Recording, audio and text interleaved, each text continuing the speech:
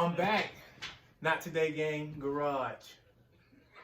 Get ready to install my thermostat housing on my 1975 Chevy Impala. This is for the coolant system. I'm gonna take out the old thermostat.